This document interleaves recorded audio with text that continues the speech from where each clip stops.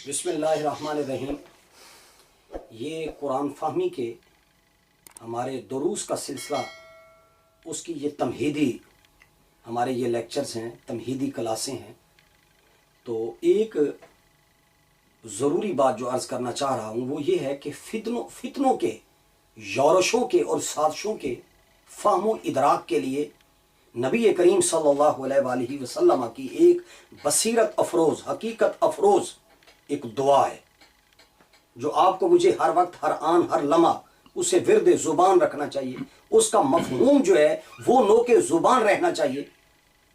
और वो आज के जो मरूज़ी हालात हैं वो क्या है, दुनिया किस तरफ जा रही है, मुसलमान किस तरफ जा रहे हैं, और हालात का करवट जो है, हालात का रुख जो है वो किस तरफ जा रहा है, आलमी साजिशें क्या हो रही हैं, नफ्स और शैतान की साजिशें क्या है, हम अपनी आप हलाकत का, बर्बादी का हम खुद अपने आमाल के जरिए से क्या समा कर रहे हैं।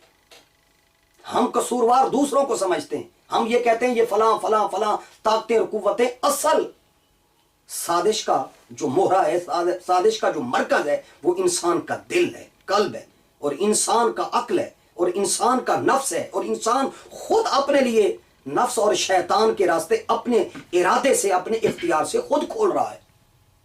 लिहाजा ये जरूरी बात है कि आलमी साजिशों का इदराक, इसका फहम और इसका समझना कि दज्जाली जो फितने हैं वो चारों अतराफ से पूरी इंसानियत को और पूरे मुसलमानों को घेर चुके हैं, और दज्जाली फितने चारों अतराफ में फैलते चले जा रहे हैं। दज्जाल के अलम बरदारों के क्या मंसूबे, उनकी क्या प्लानिंग है, उनकी क्या मनसूबाबंदी है, वो कैसे जकड़ना चाह रहे हैं, कैसे वो जकड़ रहे हैं, उन्होंने कैसा गहरा जाल बुन के रखा है, दज्जाल के सहूलतकारों ने क्या जाल बुना है, फिर इनसे अपने आप को, आप और मैं कैसे बचा सकते हैं। मुआशरे को, सोसाइटी को, सब तबकात को इन साजिशों से बचाना मुमकिन है तो क्यों कर है, कैसे आप और मैं बचा सकते हैं। क्या फकत जुबानी जमा खर्च, क्या फकत इन लेक्चर्स के जरिए से, क्या फकत इन बातों के जरिए से, फकत ये इन तकरीरों के जरिए से, फकत ये गले के फाड़ने के जरिए से कि मैं भी गला फाड़ने के लिए आ जाऊं और आप और मैं भी सब इकट्ठे हो जाएं और बात को सुन लें और वाह वाह कर दें, क्या इसी से इलाज मुमकिन होगा? नहीं। आइए आपको और मुझे सच्चे दिल से तौबा करनी होगी, सच्चे दिल से अल्लाह और उसके रसूल सल्लल्लाहु अलैहि वसल्लम की तरफ रुजू करना होगा। ये नहीं कि सुबह के वक्त आप और मैं सोते रहें, नमाज पढ़े बगैर कोई रुजू नहीं है। आप और मैं ये समझें कि कुरान पढ़े बगैर रजू है, इस्तिगफार किए बगैर रजू है, गुनाह को छोड़े बगैर रजू है, तौबा किए बगैर रजू कर रहे हैं, लूट खसूट भी कर रहे हैं, और लड़ाई झगड़ा एक दूसरे की टांगे भी खींच रहे हैं, नफरत और अदावत के बुत भी दिलों में पाल रखे हैं। फिर आप और मैं ये कहें बड़ी बातें कर लें, दानिश्वरी की बड़ी बड़ी बातें, इससे इस्लाह का कोई तरीका नहीं निकलेगा। इस्लाह का तरीका वो क्या है? वो हुजूर सैयद आलम सल्लल्लाहु अलैहि वसल्लम का उस्वा हसना है। नबी करीम सल्लल्लाहु अलैहि वसल्लम रोल मॉडल है। लक़द कान लकुम फी रसूलिल्लाहि उस्वतुन हसना। लिहाजा हुजूर नबी करीम सल्लल्लाहु अलैहि वसल्लम का तर्ज अमल, आपका बिहेवियर, आपका रवैया वो रोल मॉडल है, वो नमूना कामिल है आपके लिए, मेरे लिए, दुनिया और आखिरत की, मादे और रूह की जितनी भी आसैशें हैं, जितने भी सुकून हैं, वो नबी अलैहिस्सलातु वस्सलाम की सूरत के अंदर अल्लाह ने दिए हैं। लिहाजा नबी अलैहिस्सलातु वस्सलाम ने एक दुआ सिखाई है जो कश्फ बातनी, गैबी निजाम को समझने में अक्सीर आजम का दर्जा रखती है।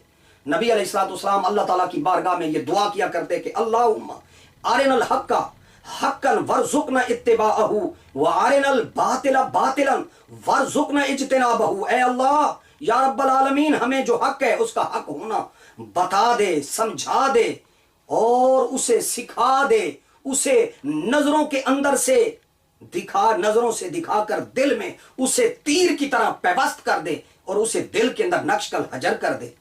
या अल्लाह, मैं इसकी तौफीक दे दे कि मैं बातिल का बातिल होना मुझे समझ में आ जाए, और हक पर अमल करने की मुझे तौफीक दे दे।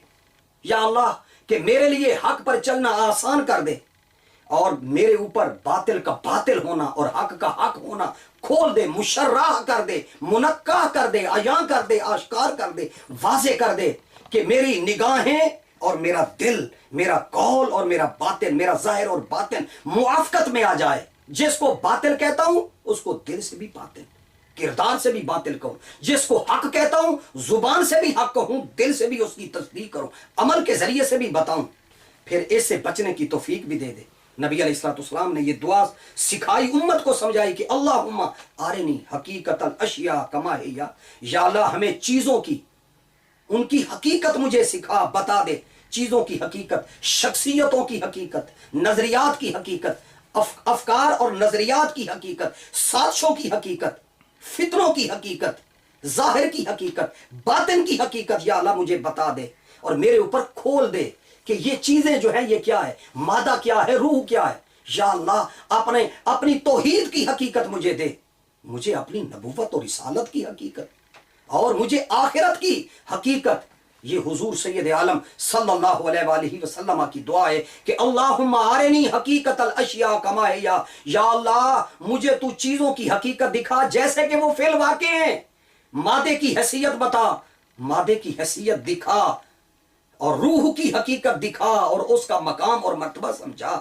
ظاہر کی حیثیت، باطن کی حیثیت، قرآن کا مقام کیا ہے اور سنت کا مقام کیا ہے، بندے کا کیا مقام ہے، اللہ کا کیا مقام ہے. یا اللہ مجھے اس برے عقیدے سے بچا لے کہ میں اللہ کو بندہ بنا دوں، بندے کو خدا بنا دوں. یا اللہ مجھے بتا دے، اپنے حقوق کی حقیقت بتا دے، مجھے حقوق اللہ کی معرفت بھی دے، حقوق العباد کی معرفت بھی عطا دے. مجھے یا اللہ مجھے اپنے نبی کے اصحاب کی بھی اور اپنے نبی کی آل کی بھی حیثیت اور مقام کی معرفت عطا فرما دے. اس معرفت میں توازن عطا فرما دے، توازن اور اعتدال عطا فرما دے. افراد سے، تفرید سے، کمی بیشی سے، خواہشات سے مجھے بچنے کی توفیق دے. ماحول سے متاثر ہونے کی، اس سے بچنے کی مجھے توفیق عطا فرما کہ میں جو طرح طرح کی باتیں سن کر متاثر ہو جاتا ہوں، یا اللہ مجھے اپنے قرآن سے متاثر کر، اپنے پیغام سے متاثر کر، اپنے نبی کے نظام سے متاثر کر. حق کی حقیقت اور پھر تاریخ کی حیثیت، واقعات اور قصص و واقعات کی حیثیت میرے اوپر کھول دے. حق کی حقیقت کھول دے، باطل کی حقیقت کھول دے. حق اور باطل میں فرق جب تک حقیقت میں سمجھ میں نہ آئے تو صحیح دین سمجھ میں نہیں آتا. لہٰذا جب حقیقت پر باطل افکار کا ملمہ ہو جائے گا تو یہی دجالیت ہے. دجالیت کسے کہتے ہیں؟ کہ حقیقت پر باطل کی ملمہ سازی. دجل کا مفہوم سمجھنا چاہیے، حقیقت پر کسی اور شے کا پردہ ڈال دینا. اسی اعتبار سے یہ دجالیت ہے. ذات باری تعالیٰ کے حوالے سے ہمارے ایمان پر پردہ پڑ چکا ہے. اللہ کے حقوق میں اور اللہ کی عبادت میں، اللہ کی بندگی میں، اللہ کے پیار میں، اللہ کی محبت میں، اللہ کی خشیت میں، اللہ کے پیار میں، رجوع اللہ میں ہم کمزور ہو چکے ہیں. اور آج اس طرح کی باتیں ہو رہی ہیں کہ آج فلاں نے اللہ کی بندگی کی اور میں نے اللہ کی بندگی نہیں کرنی، فلاں کی بندگی کرنی ہے. استغفر اللہ، نعوذ باللہ من ذالک. ایسے عقیدے سے توبہ کرنی چاہیے. بندگی، پرستش، عبادت بندے کی نہیں ہے، رسول کی نہیں ہے، کسی ولی کی نہیں ہے، کسی بندے کی نہیں ہے. اللہ کی بندگی ہے، اللہ کی پرستش ہے، اللہ کی عبادت ہے. لہذا روح انسانی کو انسان بھول چکا ہے، حیات اخروی کو انسان بھول چکا ہے. ان حقائق پہ پردہ پڑ چکا ہے. مادہ نے روح پہ پردہ ڈال دیا ہے، خواہشات نے دین پر پردہ ڈال دیا ہے. یہی دجل ہے، یہی فریب ہے، یہی دھوکہ ہے. مغربی تہذیب کی زہری چمک دمک نے حقائق کو مسخ کر کے رکھ دیا ہے. اسی کو اقبال نے کہا تھا کہ نظر کو خیرہ کرتی ہے چمک تہذیب حاضر کی، یہ سنائی مگر جھوٹے نگوں کی ریزہ کاری ہے.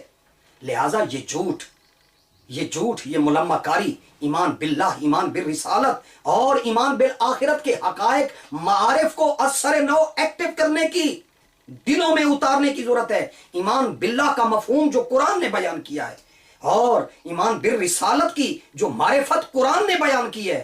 اور آخرت پر یقین کیسے آئے گا؟ قرآن پڑھنے سے، پڑھانے سے، سمجھنے سے، سمجھانے سے.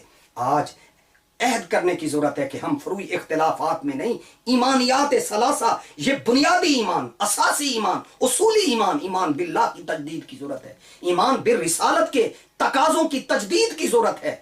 اس وقت امت زوال زدہ ہے کہ ہم ایمان باللہ کی حقیقت کو فراموش کر چکے ہیں، ایمان بالرسالت کے لوازمات اور حقوق کی معرفت کو فراموش کر چکے ہیں. اور آخرت پر ہمارا یقین کمزور ہو چکا ہے۔ اس وقت امت کو ایمان کی تجدید کی ضرورت ہے، اور ایمان کی تجدید قرآن کے بغیر